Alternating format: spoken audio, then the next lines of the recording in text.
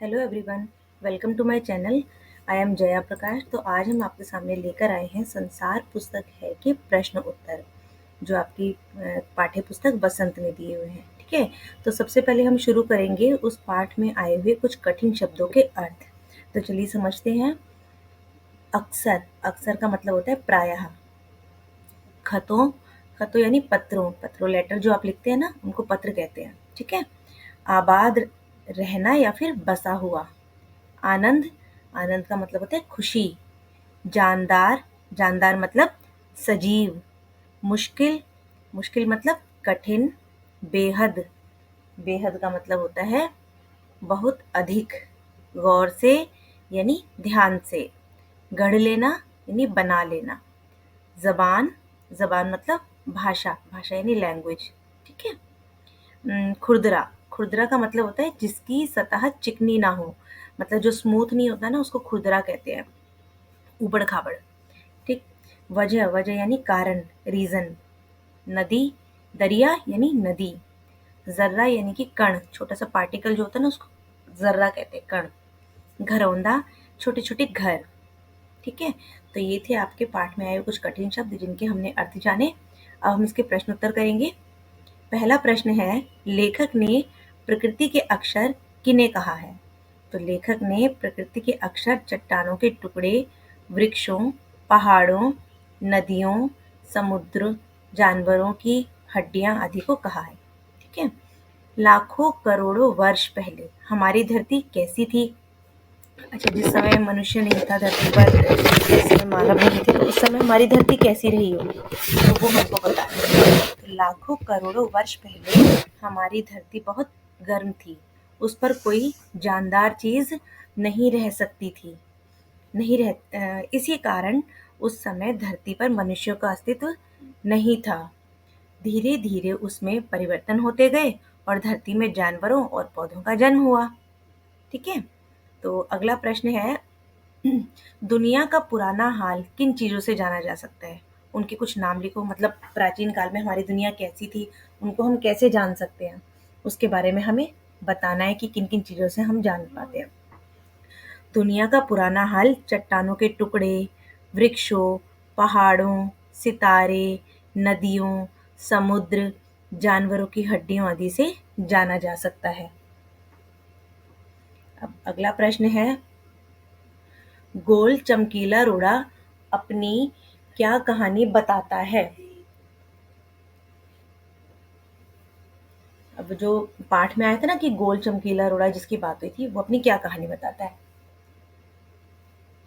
गोल चमकीला रोड़ा अपनी कहानी बताते हुए कहता है कि वह कभी एक चट्टान का हिस्सा था। एक दिन पहाड़ों से बहते हुए पानी ने उसे बहाकर घाटी में भेज दिया। वहां से आगे एक पहाड़ी नाले ने उसे आगे धकेलकर दरिया में पहुंचा दिया। इस प्रकार अपनी इस यात्रा में घिसते घिसते वह चमकदार रोड़ा बन गया, मतलब जो वो एक दूसरी जगह से टकराता गया तो वो स्मूथ होता गया, चमकदार रोड़ा बन गया। ठीक है। तो अगला प्रश्न है, गोल चमकीले रोड़े को यदि दरिया और आगे ले जाता तो क्या होता? अगर वो नदी उसको अपने साथ पानी के साथ बहाकर और आगे ले जाती तो उस रोड़े का क्या होता? विस्तार से उत्तर लिखो। तो वो आया था ना हमारे पाठ में कि अगर वो और आगे ले जाता, बहते हुए आगे चला जाता, तो वो और छोटा होता चला जाता, घिसता जाता और अंत में वो छोटा सा एक जर्रा बन जाता बालू का। तो वही हमें लिखना है, गोल चमकीले रोड़े को यदि दरिया और आगे ले जाता तो वह छोटा होते होते अंत में बालू का एक जर्रा हो जाता और समुद्र के किनारे अपने भाइयों से जा मिलता, जहाँ एक सुंदर बालू का किनारा बन जाता जिस पर छोटे छोटे बच्चे खेलते और बालू के घरौंदे बनाते। बच्चे खेलते हैं ना, समुद्र के किनारे रेत से घर बनाते हैं छोटे छोटे, तो वही वो बता रहे हैं इसमें। ठीक है। अगला प्रश्न है, नेहरू जी ने इस बात का हल्का सा संकेत दिया है कि दुनिया कैसे शुरू हुई। आपने देखा था ना पाठ में, उन्होंने थोड़ा सा तो हमें आइडिया दिया था, संकेत दिया था कि हमारी दुनिया कैसे शुरू हुई। शायद वो बहुत गर्म रही होगी, धीरे धीरे ठंडी हुई होगी। तो वही हमें पूछा गया प्रश्न में, उन्होंने क्यों बताया है? पाठ के आधार पर लिखो। नेहरू जी ने बताया है कि पृथ्वी लाखों करोड़ों वर्ष पुरानी है। यह पृथ्वी बहुत गर्म थी। इस पर कोई जानदार चीज नहीं रह सकती थी। पहले ना कोई आदमी था ना जानवर। करोड़ों वर्षों में जाकर धरती ठंडी हुई, फिर धीरे धीरे इस पर वनस्पतियां पैदा होने लगी और फिर छोटे छोटे जीव जंतु पैदा हुए और फिर मनुष्य। इस तरह दुनिया की शुरुआत हुई। तो इन्होंने क्यों बताया? ताकि हमें पता चले दुनिया के बारे में कि उसकी शुरुआत कैसे हुई। चलिए, अब ये तो थे आपके पाठ के प्रश्न उत्तर। अब पत्र से आगे, जो पत्र में उन्होंने लिखा उससे भी अलग से हमें कुछ प्रश्न पूछे गए, उनके हम उत्तर लिखेंगे। लगभग हर जगह दुनिया की शुरुआत को समझाती हुई कहानियां प्रचलित है। तुम्हारे यहाँ कौन सी कहानी प्रचलित है? मतलब इस प्रश्न का मतलब है बच्चों कि दुनिया कैसे शुरू हुई, इसके लिए बहुत सी कहानियां बनी हुई है। कोई कहता है ईश्वर ने बनाई है, कोई कहता है ये पूरी जो पृथ्वी थी आग का गोला था। तो वो प्रश्न में ये जानना चाह रहे हैं कि तुम्हारे यहाँ पर कौन सी कहानी प्रचलित है। तो इसका उत्तर है, हमारे यहाँ पर कहानी प्रचलित है कि धरती पहले सूर्य का ही अंग थी। अंतरिक्ष में आए किसी परिवर्तन के कारण यह सूर्य से अलग हो गई। यह भी सूर्य की तरह आग का गोला था। करोड़ों वर्षों में जाकर ये ठंडी हुई, फिर इस पृथ्वी पर वनस्पतियां पैदा होने लगी। इसके बाद ही जानवर और इंसान अस्तित्व में आए। दूसरी कहानी एक और प्रचलित है, कौन सी? कि इस दुनिया की शुरुआत ईश्वर ने की, उसी ने सृष्टि के क्रम को आगे बढ़ाया। तो इस तरह से हम इसका उत्तर लिख सकते हैं। ठीक है। अगला प्रश्न है, तुम्हारी पसंदीदा किताब कौन सी है और क्यों? तो इसमें ना बच्चों, आप अपनी पसंद की किताब का कोई भी नाम लिख सकते हैं और वो आपको क्यों पसंद है वो आप बता सकते हैं। जैसे मैंने लिखा है अपनी पसंद की किताब कि हमारी पसंदीदा किताब रामचरितमानस है, जो गोस्वामी तुलसीदास द्वारा लिखी गई है। इस ग्रंथ में नीति, धर्म, व्यवहार, कर्तव्य, अकर्तव्य आदि के बारे में विस्तार पूर्वक बताया गया है, इसलिए मुझे पसंद है ये बुक। तो आप इस उत्तर को अपनी तरफ से लिख सकते हैं, अपने आप बना के। ठीक है। अगला प्रश्न है, मसूरी और इलाहाबाद शहर भारत के कौन से प्रदेश या प्रदेशों में है? मसूरी उत्तराखंड और इलाहाबाद उत्तर प्रदेश प्रांतों के शहर में है। चलिए आगे बढ़ते हैं। तुम जानते हो कि दो पत्थरों को रगड़कर आदि मानव ने आग की खोज की थी। उस युग में पत्थरों का और क्या क्या उपयोग होगा? मतलब प्रश्न में पूछा गया है कि आग की खोज ना दो पत्थरों को जब रगड़ने से चिंगारी निकली थी तब हुई थी। अब आग के अलावा पत्थरों का उस युग में क्या क्या प्रयोग रहा होगा वो हमें बताना है। ठीक। आदि मानव पत्थरों का इस्तेमाल आग जलाने के अलावा मकान बनाने, हथियार व औजारों के रूप में एवं जानवरों का शिकार करने के लिए करते थे। इसके अलावा मांस काटने और चमड़ा या वृक्ष की छाल छीलने वाले औजारों के रूप में इसके प्रयोग किए जाते थे। ठीक। चलिए अगला, अब करते हैं भाषा की बात। इस बीच वह दरिया में लुढ़कता रहा। नीचे लिखी क्रियाएं पढ़ो। क्या इनमें और लुढ़कना में तुम्हें कोई समानता नजर आती है? अब जैसे हमें शब्द दिए हैं ढकेलना, सरकना, खिसकना, इनके ऊपर हमें इन क्रियाओं को पढ़ना और इन पर हमें वाक्य बनाने हैं। इन चारों क्रियाओं का अंतर समझाने के लिए इनसे वाक्य बनाओ। हमें डिफरेंस बताना है कि लुढ़कना, ढकेलना, गिरना और खिसकना, इसमें क्या अंतर है, क्या डिफरेंस है। तो उन पर हम वो डिफरेंस हम इनको वाक्य के द्वारा बताएंगे। ठीक है। लुढ़कना, दवा की शीशी अलमारी से लुढ़क गई। मतलब जब कोई चीज़ गोल होती है ना या स्मूथ होती है तो वो जब हम उसे ऊपर से नीचे गिराते हैं तो वो लुढ़कती हुई जाती है, गोल गोल गोल गोल होते हुए लुढ़कती है। ठीक है। ढकेलना, ढकेलना यानी राघव ने मोहन को सीढ़ी से ढकेल दिया, यानी किसी को पीछे से धक्का दे देना। गिरना, किताब टेबल से नीचे गिर गई। अब वो ज़रूरी नहीं है कि वो गोल है, कोई चीज़ ऊपर से नीचे गिरी तो उसको गिरना कहते हैं। खिसकना यानी धीरे से आराम से एक जगह से दूसरी जगह खिसक जाना। माधव ने खिसक कर मुझे बैठने की जगह दे दी। तो मुझे लगता है आपको चारों के मतलब समझ आ गए होंगे। आगे पढ़ते हैं। चमकीला रोड़ा, यहाँ रेखांकित विशेषण चमक संज्ञा में ईला प्रत्यय जोड़ने पर बना है। देखो, चमक में अगर ईला लगा दिया तो चमकीला बन गया, ईला प्रत्यय जोड़ दिया। निम्नलिखित शब्दों में सही प्रत्यय जोड़कर विशेषण बनाओ और इनके साथ उपयुक्त संज्ञाएं लिखो। अब सबसे पहले तो आपको ये पता होना चाहिए कि प्रत्यय होता क्या है। किसी भी शब्द के बाद अगर कोई एक और शब्द जुड़ जाए और उससे उसका अर्थ ही बदल जाए तो वो हमारा प्रत्यय होता है। ठीक है। जैसे अब इन्होंने ईला जुड़वाया है तो जैसे पत्थर, अब पत्थर में अगर हमने ईला जोड़ दिया तो बन गया पथरीला।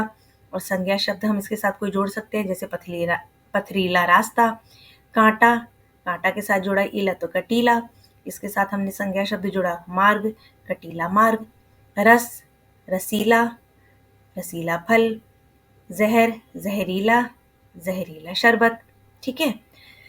चलिए आगे बढ़ते हैं। जब तुम मेरे साथ रहती हो तो अक्सर मुझसे बहुत सी बातें पूछा करती हो। यह वाक्य दो वाक्यों को मिलाकर बना है। देखो, दो वाक्य हो गए ना ये, जब तुम मेरे साथ रहती हो। अब एक वाक्य तो ये हो गया, मुझसे बहुत सी बातें पूछा करती हो, दूसरा वाक्य ये हो गया। इन दोनों को जोड़ा किसने? तो अक्सर। ठीक है, इन दोनों वाक्यों को जोड़ने का काम जब, तो, तब कर रहे हैं, इसलिए इन्हें योजक कहते हैं। तो जो दो वाक्यों को जोड़ता है ना शब्द, उस शब्द को हम योजक कहते हैं।